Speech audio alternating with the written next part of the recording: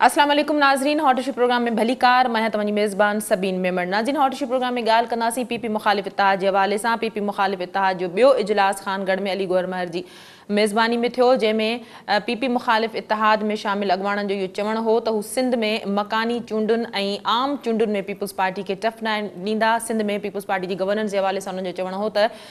Peoples party के हाणे 13 सालनि जी हुकूमत जो हिसाब ॾियणो पवंदो। सिंध में केतिरा ई ॿरंदड़ मसइला आहिनि जंहिंजे करे हू हिकु प्लेटफॉर्म ते गॾु थिया आहिनि ऐं ईंदड़ आम चूंडुनि में सिंध में पीपल्स पार्टी खे मकानी ऐं आम चूंडुनि में टफ टाइम ॾियण जो फ़ैसिलो कयो वियो आहे। इन हवाले सां बि ॻाल्हाईंदासीं। इन खां अलावा प्रोग्राम में औरतुनि जे हवाले सां पिणु ॻाल्हाईंदासीं। अहिड़ो को ॾींहुं न आहे जंहिंमें सिंध में औरतुनि सां ज़्यादती, तशद्दुद या औरतुनि जो क़त्ल न थींदो हुजे। बदक़िस्मती सां रियासत इन्हनि जो नोटिस नथी वठे। इन जो बुनियादी सबबु इहो थी सघे थो त औरतुनि ते क़त्ल, तशद्दुद खे शायदि हीअ हुकूमत ॾोह नथी सम्झे, जंहिंजे करे आए ॾींहुं इन तरह जा वाक़िया असांखे बजाए घटिजंदे वधंदा नज़र अचनि था, जंहिंजो समाज ते तमामु घणो नाकारी असरु पइजी रहियो आहे, जंहिंमें औरतूं पाण खे ग़ैर महफ़ूज़ सम्झनि थियूं। कोशिशि कंदासीं अॼोके प्रोग्राम में इन्हनि ॿिन्ही मौज़ूअनि ते ॻाल्हि ॿोल करे सघूं। हिन वक़्तु पीपी मुखालिफ़ इत्तेहाद जे हवाले सां असांखे GDA जे अहम अॻवान सफ़दर अब्बासी साहब जॉइन कयो आहे। अब्बासी साहब भली कार, तव्हां प्रोग्राम में असांखे जॉइन कयो। अब्बासी साहब, छा चवंदो पीपी मुखालिफ़ इत्तेहाद जे हवाले सां हीअ जेका ॿी गॾिजाणी थी? बुनियादी ॻाल्हि इहा आहे त हिते असांजी हिकिड़ो एक्सपीरियंस हुयो लाड़काने अवामी इत्तेहाद जो जी। गुज़िश्ता जनरल इलेक्शन में 19 जेके 2018 वारा इलेक्शन थिया उन में उनखां अॻु में बल्कि लोकल बॉडीज़ जे वक़्तु असां जेको आहे सो लाड़काना अवामी इत्तेहाद जो बुनियाद साईं मुमताज़ भुट्टे साहिबु ऐं हाजी मनोहर भाई साहिब जन रखियो। 2018 जी इलेक्शन में असांजो एक्सपीरियंस हुयो त उनजी बुनियाद ते हिकिड़ी टफ टाइम मिलियो। जेका मौजूदा सूबाई हुकूमत आहे उन्हनि खे हिकिड़ो टफ टाइम मिलियो ऐं पॉलिटिकली हिकिड़ो तमामु मुतहद थी तमामु धुरियुनि इलेक्शन विड़ी। तो असांजो इहो ख़्यालु हुयो त हिन वैक्यूम में ऑपोजिशन जी पॉलिटिक्स में काफ़ी इहो त तव्हां इत्तेहाद वारा चओ था न, पीपल्स पार्टी त चए थी त उन इत्तेहाद बि को ख़ासि टफ टाइम न ॾिनो ऐं उन इत्तेहाद खां पोइ बि पीपल्स पार्टी सोभारी थी आहे चूंडुनि में। ॾिसो, मां कंहिंजी ॻाल्हि ते को रिएक्ट नथो कयां। मां त तव्हां हिकिड़ी ॻाल्हि पुछी त मां हुनजो जवाबु थो तव्हांखे ॾियां त उन एक्सपीरियंस जी बुनियाद ते असां इहो महसूसु कयोसीं त जेके बि अपर सिंध जा ज़िला आहिनि उन्हनि में जेके मुख़्तलिफ़ सियासी क़ुवतूं आहिनि जेके पीपल्स पार्टी खां धार आहिनि ऐं उनखां परे आहिनि, उन्हनि जी उहे जे गॾिजी यकमुश्ती इलेक्शन विढ़नि था पिया, चाहे उहो बल्दियात हुजे चाहे उहो जनरल इलेक्शन हुजे, त उन में हिकिड़ो तमामु ज़बरदस्त मुक़ाबिलो तव्हांखे नज़र ईंदो। उन लिहाज़ सां असां पार्टियुनि खां बाला थी, अलायंसिस खां बाला थी, GDA जा, PTI जा ऐं जमीयत उलमा इस्लाम जा जेके बि सीनियर अॻवान हुया उन्हनि जेके 10 ज़िलनि सां तालुक़ु रखनि पिया, सखर डिवीज़न ऐं लाड़काना डिवीज़न प्लस नौशेरो फिरोज़ ऐं दादू ज़िलनि जा, उहे इन में शामिलु थिया। उहे सभु गॾु थिया ऐं गॾु ई उन्हनि इहो फ़ैसिलो कयो त असां ज़िलनि जी बुनियाद ते इत्तेहाद ठाहींदासीं जेका अल्टीमेटली पॉलिटिकल बेनिफिट बि ॾींदी। इन सिलसिले में त हिकिड़ी ऑपोज़िशन मुतहरिक थींदी ऐं ऑपोज़िशन मुतहरिक थी न सिर्फ़ु हुकूमत जा जेके नेगेटिव ॻाल्हियूं न सिर्फ़ु उन्हनि खे आश्कार कंदी बल्कि हिन महिल अलायंसिस ठहनि था पिया ऐं हुन ते जेको आहे कमु जारी आहे। उनजे परसूंस में जेको आहे सो मुर्ज़ा ख़ान जतोई साहिब सां बि मुंहिंजी मुलाक़ात थी हुअसि। हुननि महिरबानी कई ऐं मांझादे ते जेको असांजे घर आया। उनखां पोइ अलीगौर ख़ान महर साहिब वटि मीटिंग थी जंहिंमें मौज़म भाई साहिबु ऐं राशिद सुमरो साहिबु आया ऐं वरी जतोई साहिब जे घर असांजी मीटिंग थी जंहिंमें मां ऐं नाहिद ख़ान साहिबा शामिलु हुया। त असां सम्झूं था त ओवरऑल हिकिड़ो तहरुक आयो आहे ऐं उन तहरुक जे ज़रिए असां जेके इशूज़ आहिनि आवाम जा, माण्हुनि जा, चाहे उहे लोकल हुजनि, चाहे उहे सूबाई हुजनि, चाहे उहे नेशनल इशूज़ हुजनि, असां उन्हनि खे बि खणंदासीं ऐं अल्टीमेटली जेका जॾहिं बि इलेक्शन थिए थी पई, चाहे उहो बल्दियात जी सूरत में थिए थी या जेका जनरल इलेक्शन थिए थी पई, त इहे सभु जेको वॾो कठ आहे उहो यकीनन हिकिड़ो फॉर्मेडेबल ऑपोज़िशन आहे जेका भरपूर मुक़ाबिलो कंदी मौजूदा सूबाई हुकूमत जो। अब्बासी साहब, इन कठ में ॻाल्हि कयो था त अवाम में हिकिड़ो तहरुक हिकिड़ो अची वियो आहे, त उन तहरुक खे कीअं था तव्हां चई सघो तहरुक? छो त इन में इत्तेहाद में जेके बि अॻवान शामिल आहिनि उन्हनि जो तालुक़ु मुख़्तलिफ़ वक़्तनि ते मुख़्तलिफ़ हुकूमतनि सां रहियो आहे, कंहिं न कंहिं तरीक़े सां इक़्तिदार जो हिसो रहिया आहिनि या इत्तेहादी रहिया आहिनि। सभिनी खां पहिरीं ॻाल्हि त उहो 13 साल जो हिसाबु वठो न जेके 13 सालनि खां इक़्तिदार में वेठा आहिनि। सभिनी खां पहिरें त तव्हां पुराणनि ॻाल्हियुनि माण्हुनि जो भली खणी हिसाबु कजो जीअं तव्हांखे करिणो हुजे जी पर पहिरें त हिननि जो हिसाब थिए न जेके 13 सालनि खां हुकूमत में वेठा आहिनि या हिननि जो न थियो असां ॾिसूं त 2002 2006 में केरु हुयो 5 में केरु हुयो पहिरें त ही जेके 13 सालनि 14 सालनि खां जेके माण्हू इक़्तिदार में वेठा आहिनि उन्हनि खे त पहिरें पंहिंजो हिसाब ॾियणु खपे न 13 सालनि में सिंध जी छा हालत थी आहे सिंध जा कहिड़ा मसइला हल थिया सिंध जी कहिड़ी शइ जेको आहे बहितर थी सिंध जे आम माण्हू खे छा मिलियो सो मां सम्झां थो पियो त असांजे इन खां पहिरें जो असां पोयनि जो हिसाब कयूं पहिरें त ताज़ा तरीन माण्हू जेके जेके मुख़्तलिफ़ उहिदनि ते वेठा आहिनि पहिरें त हिन जो हिसाब थियणु खपे बिल्कुलु अब्बासी साहब अकाउंटेबिलिटी थियणु घुरिजे एहतसाब थियणु घुरिजे पर इहो मुंहिंजे सवाल जो जवाबु न आहे मूं तव्हांखां इहो ई सवाल कयो त साॻिए ई माण्हू आहिनि इहे मुख़्तलिफ़ वक़्तनि ते इक़्तिदार में रहिया बि आहिनि मज़ो बि माणियो अथनि पर अवाम जा मसइला जीअं जो तीअं रहिया या करप्शन जीअं जो तीअं रही इन इतिहाद जो एजेंडा छा आहे पीपल्स पार्टी खे टफ टाइम ॾियणु सिंध जे अवाम जा मसइला हल करणु इन इतिहाद जो एजेंडा छा हूंदो ऐं इहो इतिहाद सखर या लाड़काने डिवीजन ताईं बदलंदो असां बिल्कुलु वज़ाहत सां इहा ॻाल्हि कई आहे त जेके बि अवामी इशूज़ आहिनि चाहे उहे लोकल लेवल ते हुजनि या सूबे जे लेवल ते हुजनि या नेशनल लेवल ते हुजनि त इहो यकीनन जेके बि दोस्त इकठा थींदा ज़ाहिर आहे की अञा हिकिड़ी फॉर्मेशन जे असां तरफ़ वञी रहिया आहियूं अञा हिकिड़ी असांजी मीटिंग थी आहे उन में जेको आहे सो मां सम्झां थो पियो त हुकूमती दुरसफ़ास बि अलाए छो खिदिरजी वई आहे मुंहिंजी नज़र में अञा त जेको आहे ही स्टार्ट आहे हिन स्टार्ट खां पोइ जॾहिं असां सभु गॾिजी जॾहिं फॉर्मली जेको असां का शइ अनाउंसमेंट कंदासीं त उन खां पोइ यकीन इहे सवाल तव्हांजा अचनि था पर मां तव्हांखे इहो यकीन ॾियारे सघां थो पियो त जेको बि हिन महिल असांजा इहे मुख़्तलिफ़ हंधनि ते मीटिंग थियूं आहिनि असांजो बिल्कुलु इरादो इहा त जेके बि अवाम जा इशूज़ आहिनि चाहे उहे ज़िलनि जे अंदरि आहिनि चाहे उहे सूबे जे लेवल ते आहिनि चाहे उहे क़ौमी लेवल ते आहिनि उन सभिनी ते असांजो पंहिंजो स्टैंड हूंदो उन स्टैंड जे नतीजे में ई जेको आहे सो असां टफ टाइम ॾींदासीं मौजूदा हुकूमत खे जेका वेठी आहे सूबाई अब्बासी साहब वफ़ाक़ी हुकूमत भी इन तरह जूं कोशिशूं करे रही आहे त सिंध में जेका पीपल्स पार्टी जी हुकूमत खे टफ टाइम ॾिनो वञे इन इतिहाद जो उन सां कम्युनिकेशन छा हूंदो ॾिसो ही जेको बि असांजूं जेके बि मीटिंग्स थियूं आहिनि इहे जमातनि खां बाला ते थियूं आहिनि चाहे दोस्त PTI में हुजनि चाहे उहे GDA में हुजनि चाहे जेको आहे सो उहे जमियत उलमा इस्लाम में हुजनि ही मीटिंग्स जेके उहे असां जूं जेके पार्टीज़ आहिनि उनखां बाला थी जेके शख़्सियतूं आहिनि जेके कलीदी किरदार अदा करे सघनि थियूं पियूं हिन सॼे अमल में ख़ासि तौर पे हिन 10 ज़िलनि जे अंदरि उन्हनि खे जेको असां यकजा करण जी कोशिशि कई आहे PTI जॾहिं पंहिंजी पॉलिसी ॾींदी असां ॿुधूं था पिया त प्राइम मिनिस्टर साहिबु जेको आहे सो सिंध में अचणु चाहे थो पियो हिन महिल ताईं त जेको आहे सो मादल सां जेका वफ़ाक़ी हुकूमत आहे असांखे त ईअं महसूसु थींदो आहे त ॼण उहा पाण जेको आहे इंट्रस्टेड न आहे सिंध जी पॉलिटिक्स में हुनखे सिंध जे इशूज़ ते अञा ताईं असांखे का ॻाल्हि सम्झ में नथी अचे त वफ़ाक़ी हुकूमत छा थी करणु चाहे पर बहरहाल जे हू का ॻाल्हि कनि था पिया ऐं जेको अॻिते वधनि था पिया ऐं जेको आहे सो पंहिंजी जेका इंट्रस्ट ॾेखारे था पिया सिंध जी सियासत जे अंदरि पोइ यकीन हुन सां ॻाल्हाइबो छो न ॻाल्हाइबो चई सघिजे थो अब्बासी साहब त इहो इतिहाद वफ़ाक़ी हुकूमत सां इन फ्यूचर ताउन करे सघे थो हा छो न बिल्कुलु इशूज़ ते हिन महिल जेका असांजी पोज़ीशन इहा त असां मुख़्तलिफ़ पार्टीज़ खां बाला थी जेको आहे दोस्तनि खे जेको आहे जमा कयूं सभु हिन ॻाल्हि ते मुतफ़िक़ आहिनि त इहो ई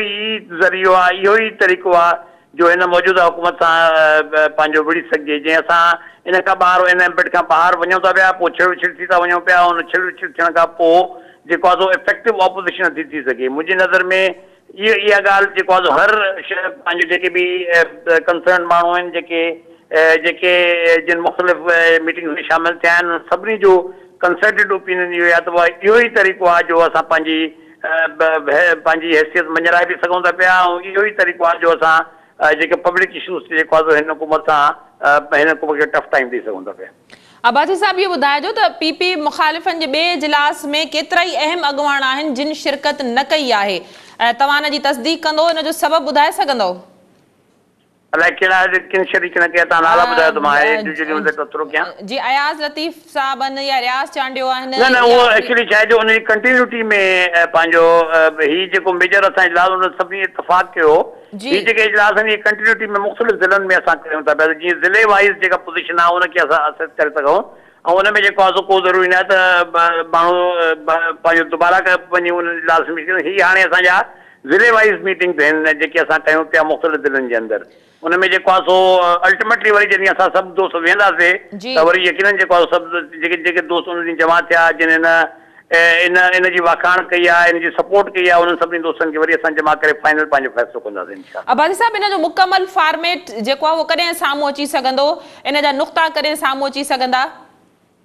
असां तमामु जेको आहे केयरफुली मूव करे रहिया आहियूं, असांखे का तकड़ कोन्हे।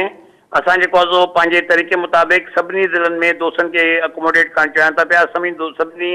ज़िलनि में दोस्तनि खे गॾु खणी हलणु चाहियूं था पिया। उनजे लाइ जे भली कुझु टाइम लॻे थो पियो त मां सम्झां थो पियो त उन में को हर्ज कोन्हे, पर अल्टीमेटली असां इंशाअल्लाह ज़िले वाइज़ मीटिंग्स जो इरादो कयो आहे, जिते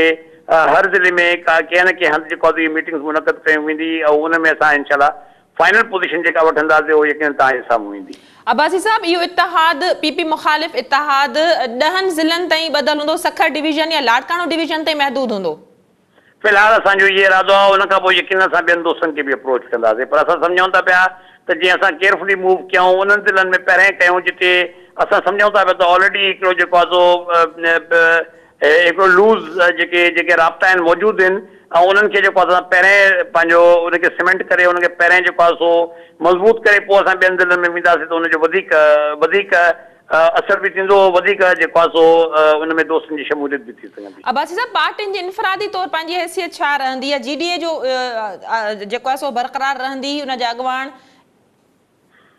हाँ बिल्कुलु, जिते क़दर मुंहिंजो सवाल आहे, चाहे करे मां जीडीए जो मेंबर आहियां, मां जेतिरो क़दर मुंहिंजो सवाल आहे या मुंहिंजे दोस्तनि जो सवाल आहे या मुंहिंजे साथियुनि जो सवाल आहे, असां बिल्कुलु जीडीए खे पंहिंजो एज़ एन अलायंस जेको आहे असां हुननि जा मेंबर आहियूं, असां हुनखे रखणु चाहियूं था पिया। अनफॉर्चुनेटली जेको आहे पीर साहिब जी ऐं साईं सदुद्दीन शाह साहिब जी वालदा जो इंतकाल थियो, जंहिंजे करे हुनजी हू मीटिंग में न अची सघिया। मां इंशाअल्लाह अनक़रीब जेको आहे पीर साहिब सां मुंहिंजी तारीफ़ बि मूंखे करणी आहे ऐं अनक़रीब इंशाअल्लाह मिली मां उन्हनि सां जेको बि लाइ अमल आहे उनखे कॉन्फिडेंस में वठंदुसि। अच्छा अब्बासी साहब,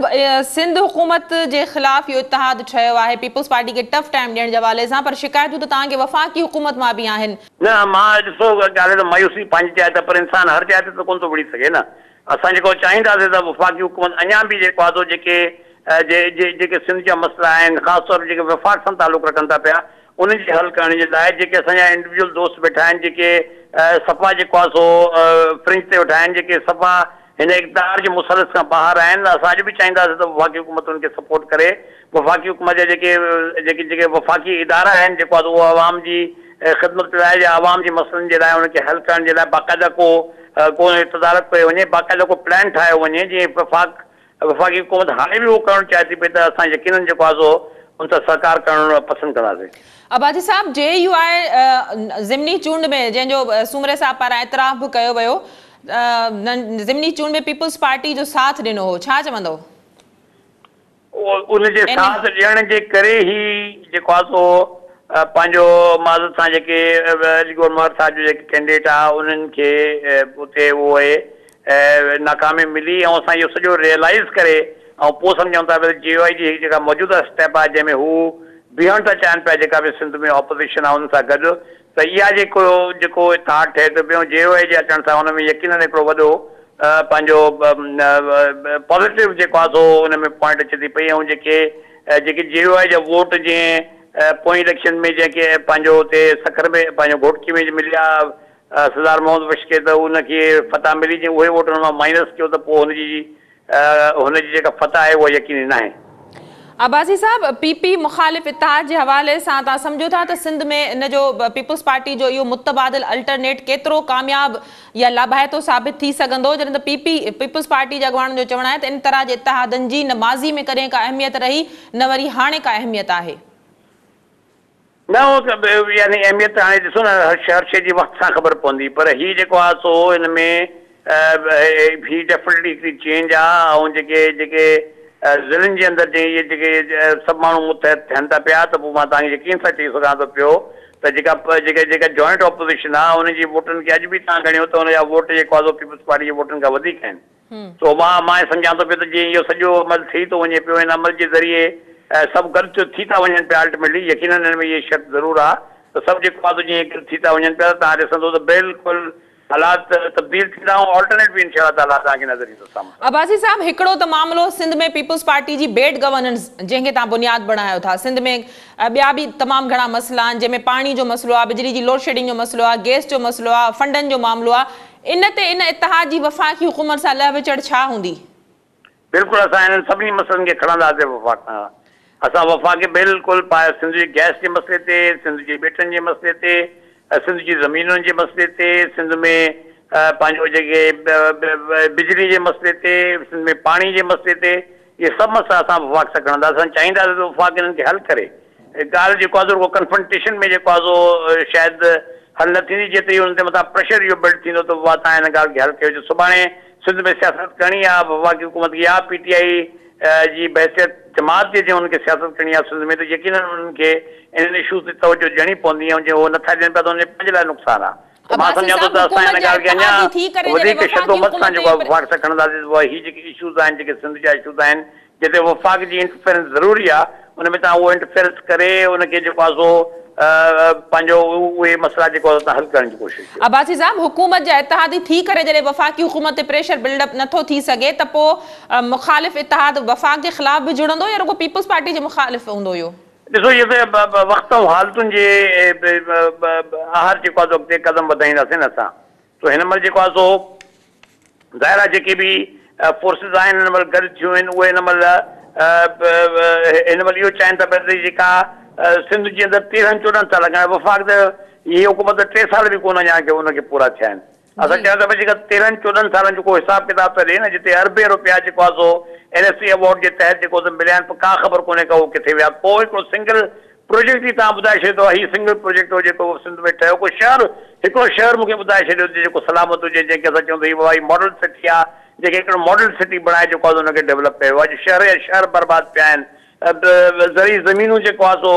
कलर ते हली वियूं आहिनि। पाणी जी हिकिड़ी विरसा लॻी पई आहे। अॻे त चऊं पिया त वफ़ाक़ शायदि पंजाब पाणी नथो ॾिए, हाणे त जेको गुडू ते पाणी ॾिठो उनजी बि पूरी विछ कोन थी सघे। सॼा जेको कैनालनि जा कैनाल ख़ाली लॻा पिया आहिनि। ऐं जेको अञा ताईं बि हीअ असां पैडी जी असां राइट बैंक जेका उहा पैडी जी फसल थींदी आहे, अॼु बि जेको आहे सो लखे एकड़ जेको पिया आहिनि जिते अञा पाणी जी हिकिड़ी बूंदरी कोन पहुती आहे। त मां इहो त चवणु चाहियां त असां इन करे हिसाब बि करणु चाहियूं त 13-14 सालनि जो हिसाब हिकु तरफ़ आहे ऐं 3 सालनि जो हिसाब ॿिए तरफ़ आहे। अब्बासी साहब, बिल्कुलु 13 सालनि जो हिसाब थियणु घुरिजे। अब्बासी साहब, बिल्कुलु 13 सालनि जो हिसाब थियणु घुरिजे, पर 3 सालनि जी शिकायतुनि जो बि त जवाबु वठिजो न। न, मां त हुनखे तव्हां सां एग्री कयुमि न बाबा, मां तव्हां सां एग्री कयुमि त उहे 6 साल असां पूरी शदोमत सां उहे जेके इशूज़ आहिनि, जेके मां आइडेंटिफाई कयुमि हिकु करे, उहे खणंदासीं असां वफ़ाक़ी हुकूमत। वॾी महिरबानी अब्बासी साहब, तव्हां पंहिंजो मौक़िफ़ ॾियण जे लाइ असांखे प्रोग्राम में जॉइन कयो। नाज़रीन, प्रोग्राम जे सिलसिले खे जारी रखंदासीं, पर हिते वक़्तु थियो आहे मुख़्तसिर वक़फ़े जो। वठूं था वक़फ़ो।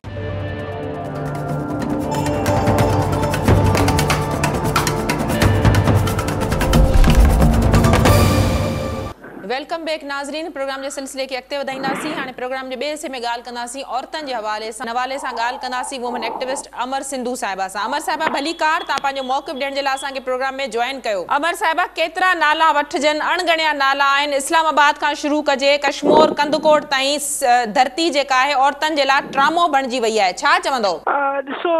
सची ॻाल्हि इहा आहे त असां काफ़ी वक़्त खां सिंध जे बारे में ख़ासि तौर ते 3 सालनि खां असां डेटा कलेक्ट कंदा पिया अचूं ऐं उहा डेटा ॾाढी छिरकाईंदड़ डेटा आहे। 3 सालनि खां जेका डेटा मिले पई उहो इहो आहे त सिंध जे अंदरि रोज़ाना तक़रीबन 3 औरतूं सरासरी तौर ते मारी वञनि थियूं। जेको अंग हुजे थो उहो 2000 खां मथे आहे। हर साल मरंदड़ औरतुनि जूं जेके पंहिंजे घरनि जे अंदरि घणो करे पंहिंजे घर भातियुनि, पंहिंजे रथ जे रिश्तनि वटां क़तल थियनि थियूं। ऐं तव्हां ॾिठो आहे त इन ई जेका औरतुनि जो क़त्लेआम आहे उन जे ख़िलाफ़ हिकिड़ी जेका कुझु 3-4 साल अॻु में वुमेन्स एक्शन फोरम जे पारां हिकिड़ी कंपेन डिज़ाइन कई वई हुई, जंहिंमें सॼी सिंध में जेका असां इन जे ख़िलाफ़ औरतुनि खे क़तल न कयो वञे, उन लाइ जेके ख़ासि तौर ते कानून लागू कंदड़ इदारा आहिनि उन्हनि जो रोल कहिड़ो हुजणु खपे, समाज या कम्यूनिटी जो रोल कहिड़ो हुजणु खपे, ऐं उन खां पोइ जेका असां फैमिलीज़ जो रोल कहिड़ो हुजणु खपे, उन हवाले सां काफ़ी हद ताईं कमु कयो वियो हुयो। पर तव्हां ॾिसो था त गुज़िरियल 4 सालनि खां औरत मार्च जे हवाले सां बि सिंध जे अंदरि जेको सखर में तोड़े जेका असां हैदराबाद में 2 दफ़ा जेका औरत मार्च जो मौज़ू इहो ई रहियो आहे त औरतुनि जो क़त्लेआम बंदि कयो। ऐं हाणे तव्हां ॾिसो था त इहा सिंध जी जेका आवाज़ आहे उहा सिंध जी आवाज़ मां सम्झां थी त पाकिस्तान सॼे में गूंजी रही आहे। ख़ासि तौर ते कल्ह जेका औरत मार्च जे तरफ़ां जेको औरतुनि जो मुज़ाहिरो थियो उन में पिणु इहो साॻियो नारो जेको असां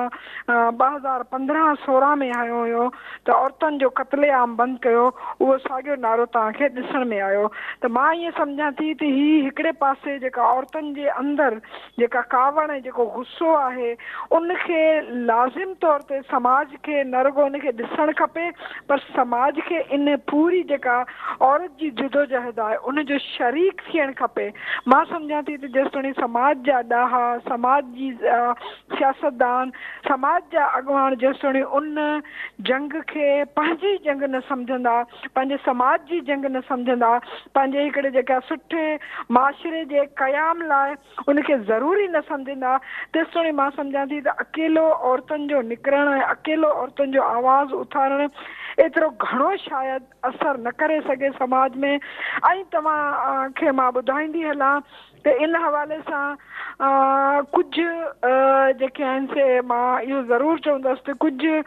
इन ॾस में अॻुभराई इहा ज़रूरु थी आहे त हाणे औरतुनि जा जेके क़तल थियनि था उहे ख़ामोशी सां दॿाए न सघिबा आहिनि। हाणे जेके औरतुनि जा क़तल थियनि था उहे रिपोर्ट थियनि था, उन्हनि जी FIR थिए थी ऐं जेका पहिरें मौक़े ते उहे माण्हू क़ातिल गिरफ़्तार बि थियनि था। पर मां सम्झां थी त हीअ जेका असां उनजे ख़ात्मे जे लाइ जंग अञा वॾी आहे, उहा जंग, उहा जिदोजहद, उहा वेड़ इन करे वॾी आहे छाकाणि त असां जेॾी महिल जेका असां गिरफ़्तार थी था वञनि क़ातिल, उन खां पोइ समाज उनजी पोइवारी करणु छॾे थो ॾिए ऐं कानून में बि जेके आहिनि से अहिड़ियूं कोताहियूं ऐं ख़ामियूं मौजूदु आहिनि सॼे निज़ाम जे अंदरि आहे जंहिं मां जेके आहिनि से क़ातिल सज़ायाब थियण खां सिवाइ उतां निकिरी बि वञनि था, बची बि वञनि था। कम्यूनिटी खां शुरू कजे समाज ताईं, समाज खां पोइ रियासत ताईं, जॾहिं पूरी जॻह ते जेका असां हर कम्यूनिटी घर ऐं रियासत मटां जॾहिं रेस्पॉन्स मिलंदो तॾहिं मां सम्झां थी त औरतुनि ते तशदुद, औरतुनि जी मारामारी ऐं उनजे क़त्लेआम जे उन ॾिस में का बहितरी थी सघे। न त मां सम्झां थी त ही ॾाढी ॾुखी वेड़ आहे जेका औरतूं अलाए घणनि सालनि ताईं विढ़ंदियूं रहंदियूं। अमर साहिबा, जेका ख़तीजा सिद्दीकी वारो मामिलो, जेका पाण बैरिस्टर हुई जंहिं ते 23 जेके आहिनि से वार कया विया छुरियुनि जा, कानून जी तव्हां ॻाल्हि कयो था, फिलास त तमामु घणा आहिनि, उहो ॾोहारी बि 3 सालनि खां पोइ असांखे आज़ादु थींदे नज़र थो अचे। इहो ई ॿुधायो त जेका ख़ासि तौर ते असांजो जेको रियासती निज़ाम आहे, असां एसि ताईं त असांखे कामयाबी मिली थी वञे त असांजो जेको औरतुनि जी तहरीकनि जो, औरतुनि जी जिदोजहद जो, औरतुनि जी कावड़ ऐं गुस्से जो इहो रिएक्शन त मिलंदो आहे त औरतूं जेके आहिनि से ओॾी महिल ॿाहिरि अचनि थियूं कावड़ गुस्से में ऐं उन टाइम ते क़ातिल आहिनि या जेको ॾाढाई कंदड़ आहे, तशदुद कंदड़ आहे, उहे गिरफ़्तार बि थी वञनि था। पोइ जेका सिस्टम जा जेके फ्लाज़ आहिनि, ख़ासि तौर ते उनमें ख़ामियूं आहिनि, उहे साम्हूं अचनि थियूं। मिसाल जे तौर ते उन्हनि जी इन्वेस्टिगेशन सही नथी थिए, मिसाल जे तौर ते असां वटि जेका जुडिशरी आहे उन में बि केतिरा ई मसइला आहिनि, उन्हनि में माना करप्शन जा पंहिंजा मसइला आहिनि, ॿिया बि मसइला आहिनि उन्हनि जे अंदरि ऐं उहे माण्हू जंहिंजे ख़िलाफ़ इन्वेस्टिगेशन थिए उहे अदालतनि मां छुटी वञनि था। उनजो ॾोह जेका असां ख़ासि तौर ते मां सम्झां थी त पुलिस जी इन्वेस्टिगेशन, पब्लिक प्रोसिक्यूटर ऐं गॾोगॾु अदलिया ते बि उनजी ज़िम्मेदारी आइद थिए थी त उहे माण्हू पंहिंजे ताक़त जी बुनियाद ते, पैसे जी बुनियाद ते या ॿिए कंहिं तरीक़े सां उहे जेलनि मां जेका असां सज़ा पाइण जे बजाए अदालतनि मां आज़ादु कया वञनि था। त इन करे मां सम्झां थी त हाणे जेकॾहिं ॾिसणु खपे उहो इहो आहे त औरतुनि जे हिसे वारो जेको औरतुनि जी सुजाॻी या औरतुनि जी जेका जिदोजहद वारो उहो त मरहलो थी थो वञे औरतुनि जे जेका असां पार्टिसिपेशन सां, पर जेको रियासत जे हिसे में आयल आहे कमु उहो अञा तमामु घणो जेको असां न रुगो तनक़ीद हेठि आहे पर उन में जेका असां घणेई जेके आहिनि से उनजी ज़रूरत आहे, उनखे रिफॉर्म्स जी, उनखे इस्लाह जी ज़रूरत आहे। तव्हां ॾिठो आहे त हींअर सिंध में त जेतोणीकि असां वटि डोमेस्टिक वायलेंस जे हवाले सां घरू तशद्दुद जे हवाले सां बिल पास थियल आहे पर अञा बि तव्हां ॾिसो था त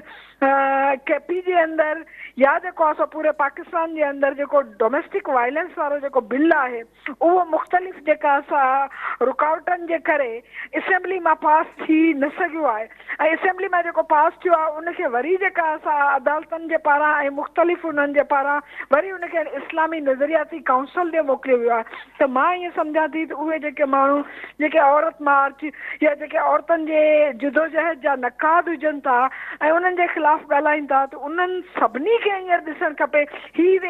मां सम्झां थी त हुननि खे जवाबु ॾियण जो जेको सो टाइम हुजणु खपे त हाणे उहे ॿुधाइनि थी जेतिरा औरतुनि जे ख़िलाफ़ जेको ज़ुल्म वधी रहियो आहे जेको तशद्दुद में इज़ाफ़ो थी रहियो आहे ऐं औरतुनि जो क़त्लेआम थी रहियो आहे उते उहे धुरियूं हिन वक़्तु चुप छो आहिनि जेके औरत मार ते तनक़ीद कनि थियूं ऐं जेके ख़ासि तौर ते कानून जेके पास थियनि था त उनखे मग़रिब ज़दा कानून चई उन्हनि जी मुखालफ़त करे ऐं ओॾी महिल जेके आहिनि से माशरती ऐं इस्लामी या मज़हबी वैल्यूज़ जो जेको आहे ढंढोरो खणी वेही था रहनि सो मां सम्झां थी त हिन टाइम ते क़ौम खे न रुगो सोचणु खपे रियासती सतह ते कम्यूनिटी जी सतह ते कानून साज़ी जी सतह ते ऐं गॾोगॾु औरतुनि जे तहफ़ुज़ जे लाइ हुक्मरानी जी सतह ते उन्हनि खे यकीन ॾियारणु खपे त औरतूं जेके आहिनि से अहिड़े तरीक़े सां पंहिंजे घरनि जे अंदरि पंहिंजे फैमिलीज़ जे अंदरि रोड ते सड़क ते या ॿियो किथे जेके आहिनि से जहिड़े अदम तहफ़ुज़ जो शिकार आहिनि ऐं मारियूं पियूं वञनि उन्हनि जे तहफ़ुज़ मुमकिन थी सघंदो। अमर सिंधु साहिबा इन लाइ केतिरी आगाही या केतिरे कम करण जी ज़रूरत आहे? बिदरशाही क़दर कंहिंखे चई सघूं था उनखे चई सघूं था त मिसाल जिते औरत खे मिल्कियत सम्झो वञे थो औरत खे ज़ाती प्रॉपर्टी सम्झो वञे थो उहो चाहे पढ़ियल लिखियल हुजे चाहे अणपढ़ियल हुजे असां ॾिसूं था त असांजे समाज जे अंदरि औरत खे पंहिंजी ज़ाती मिल्कियत सम्झण वारी ऐं उनखे फ़र्द जी हैसियत ॾियण वारी जेका असां सोच घटि आहे पर ॿिए पासे असां ॾिसूं त पाकिस्तान जे आइन में हू हिकिड़े शहरी जी हैसियत में आज़ादु ऐं अकेले ऐं फ़र्द जी हैसियत में जीए थी सो तंहिंजे करे अगरि जेकॾहिं समाज में उनखे फ़र्द जी हैसियत नथी ॾिनी वञे इहो पिणु असांजे लाइ जेका असां पाकिस्तान जी रियासत लाइ इहो वॾो सुवालु हुजणु खपे त उते जेका उनजी शहरी आहे उहा शहरी जेका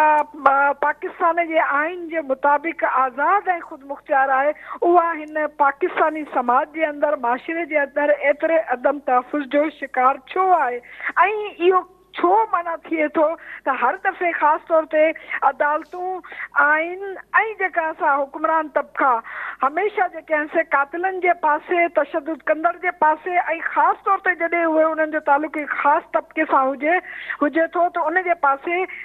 बीठल नज़र ईंदा आहिनि ऐं मां ईअं सम्झां थी त ख़ासि तौर ते औरतुनि जे तशद्दुद खे ताक़त जे तवाज़ुन सां बि ॾिसणु खपे त उहा जेको ताक़त आहे उहा माशरती जिन्सी सियासी ऐं ॿियनि हवालनि सां बि उनखे ॾिसी सघिजे थो त जेतिरो ताक़तवर आहे उहो पंहिंजी ताक़त जेको असां इस्तेमालु करे थो औरत ते तशद्दुद जी शिकल में औरत खे पंहिंजे मिल्कियत सम्झण जी शिकल में ऐं औरत जे क़त्लेआम में उनजी ताक़त ऐं पोइ उनजो बचाव ऐं उनजो दिफ़ा जेके तबिका कनि था उहो साम्हूं जेका असां अचे थो ख़ासि तौर ते तव्हां हीअ जेका असां वाक़ियो ॾिठो आहे इन वाक़े जे अंदरि बि तव्हां ॾिसो था त कातिल खे हिकिड़ो ज़हनी मरीज़ चई उनखे छॾाइण जी कोशिशि कई पई वञे वरी जेकॾहिं तव्हां ॻोठनि जे अंदरि असांखे जॾहिं अहिड़े क़िस्म जा अचनि था वाक़िया उन में सॼो घर ॿधे अंदरि रखंदा आहिनि चाचो थियो मामो थियो जेके उन वक़्तु गर्भाती थिया पर हिते बि ॾिसो था त जॾहिं उनजे वालदेन खे पुलिस गिरफ़्तार कयो आहे त हिकिड़े क़िस्म जी वावेला मचियल आहे त उनजे वालदेन खे गिरफ़्तार कीअं कयो वियो आहे जॾहिं त जेका शाहिदियूं हाणे मिलनि थियूं उन्हनि में बि जेका असां काफ़ी अञा इन्वेस्टिगेशन्स रहियल आहिनि त मां ईअं सम्झां थी त पाकिस्तान जे अंदरि ख़ासि तौर ते अदालतनि मां ताक़तवर माण्हू जेके आहिनि से जल्दी पंहिंजो सज़ा खां बची वञनि था बाक़ी जेका असां कॾहिं के कमज़ोर खे सज़ा ईंदी हुजे त उहा ॿी ॻाल्हि आहे। वॾी महिरबानी अमर सिंधु साहिबा तव्हां पंहिंजो मौक़िफ़ ॾियण जे लाइ असांखे प्रोग्राम में जॉइन कयो। नाज़रीन वुमन एक्टिविस्ट अमर सिंधु साहिबा असां सां गॾु हुई। औरतुनि ते तशद्दुद या औरतुनि जे क़त्ल जे हवाले सां उन्हनि जो बिल्कुलु चिटो वाक़ई मौक़िफ़ रहियो त रियासत खे पंहिंजी बुनियादी ज़िम्मेदारी अदा करण जी ज़रूरत आहे ऐं अहिड़नि माण्हुनि खे जुनूनियत जो फ़ाइदो ॾेई करे या ॿेराड़ी वारनि इलाइक़नि में या पुठिते पयल इलाइक़नि में कुझु ॿियनि मामलनि खे अॻिते आणे अहिड़नि वाक़िअनि खे लिकाइण जी, उन्हनि खे दॿाइण जी या उन्हनि जो जवाज़ पेश करण जी कोशिशि कई वञे थी। हीउ मुआशिरो, हीउ मुल्क तेसिताईं औरत खे तहफ़ुज़ न ॾेई सघंदो जेसिताईं रियासत पंहिंजी ज़िम्मेवारी पूरी नथी करे, जेसिताईं रियासत या तस्लीम न करे त औरत ते तशद्दुद खां वठी हुन जो क़त्ल हिकिड़ो ॾोह आहे। जेकॾहिं औरतुनि ते ज़ुल्म ऐं उनजे क़त्लनि खे जेसिताईं ॾोह तौरु शुमार न कयो वेंदो ऐं ॾोहारी केतिरो बि बाअसर हुजे उनखे सज़ा न मिलंदी तेसिताईं इन तरह जा वाक़िआ न रुकिजी सघंदा। अॼोके प्रोग्राम में एतिरो ई। ईंदड़ प्रोग्राम ते ॾींदा इजाज़त। अलावाही।